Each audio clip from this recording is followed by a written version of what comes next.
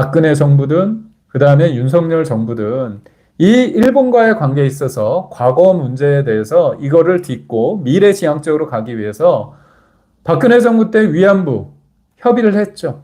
일본과. 근데 어떻게 했습니까? 계속 민주당이 공격했어요. 근데 더 황당한 건 문재인 정부 때 그 위안부 합의 관련해 가지고 없던 일로 하자. 그렇게 뒤엎지도 못합니다. 왜냐?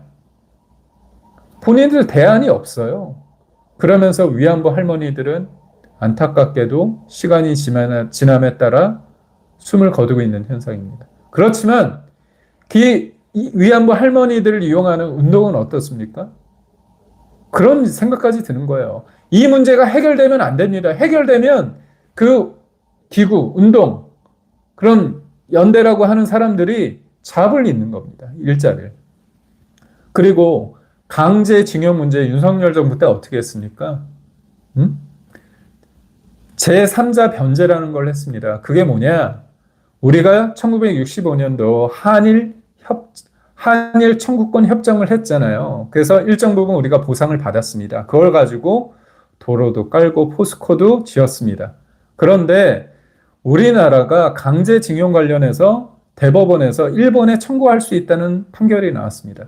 일본 입장에서는 이거에 대해서 국제법상 논할 때 이 부분에 대해서 거부를 계속하는 거예요. 그런데 이 문제가 계속 풀리지 않으면 안 되니까 윤석열 정부 때 어떻게 해야 되느냐?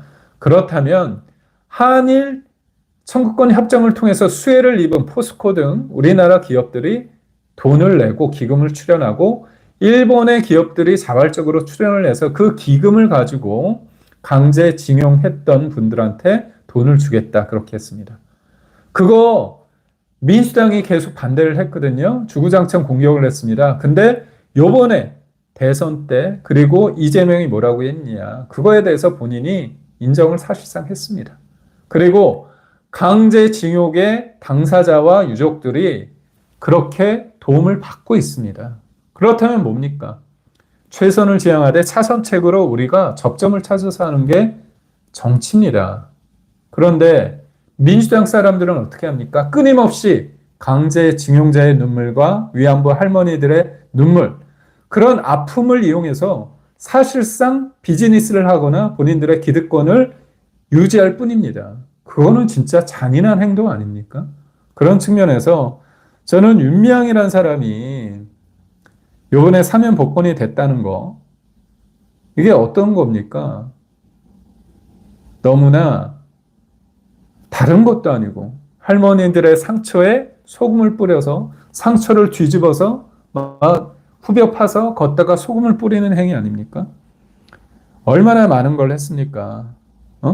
후원금 횡령액이 8천만 원에 이르고요. 개인 명의 금융계좌에 위안부 할머니 지원금 등을 보관해 공사 구분도 공사 용도를 구분 못하게 만들었고 고 김복동 할머니 장례비 모금액을 자신의 개인 계좌로 받아서 그런데 유족 위로나 장례 지원과 관련해서 상관없는 그런 데 쓴 게 아니라 정의연 사업 지원 등에 쓴 겁니다. 그러니까 결국은 본인들의 어떤 조직을 유지하는 데 썼고 할머니의 어떤 유족 그 장례비로 모금해서는 딴 데 썼다는 거 아닙니까? 그리고 국민 세금 이런 사람들이 잘하는 게 뭡니까? 국고 보조금 나라 돈은 또 살뜰하게 챙겨 먹습니다. 6,500만 원 같은 거 했다는 거 아닙니까? 아유, 그런데도 불구하고 이 사람들 얼마나 뻔뻔합니까? 얼마나 뻔뻔합니까? 근데 윤미향이 최근에 그랬죠. 저처럼 윤미향에 대해서 문제 제기하는 사람들에 대해서 뭐라고 얘기합니까? 오늘도 저것들은 나를 물어뜯고 있다. 욕하는 것들이 참 불쌍하다.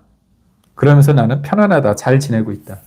속 좋게 편안하게 지내고 있습니다. 참 대단한 인간들이에요.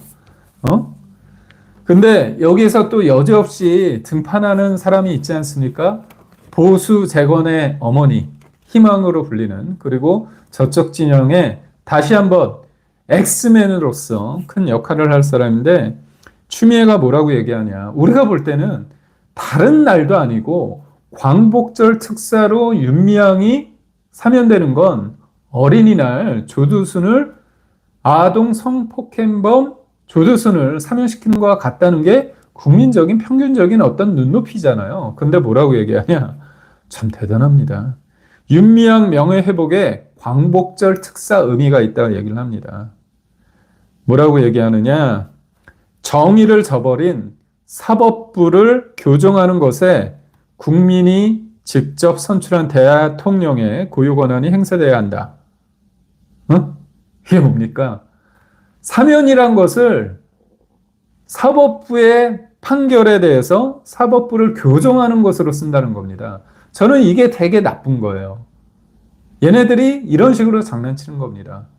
죄가 있어서 대법원에서 확정 판결 받았습니다. 사면됐다고 해서 사법부의 결정이 없어지는 겁니까? 아니에요. 그건 사면이란 건 어떻게 보면 정치적인 의미가 많은 겁니다. 있던 죄가 없어지는 게 아닌 거예요. 아니, 있던 죄를 없앤다는 거는 신이 아닙니까? 신? 응? 시간을 거슬러 가지고 그럴 수가 없잖아요. 그런데 얘네들이 어떤 식으로 장난을 치느냐. 정의를 저버린 사법부를 교정하기 위해서 대통령의 고유 권한인 사면권을 써야 된다고 얘기를 하는 겁니다. 그리고 뭐라고 또 황당하게 헛발질을 하느냐.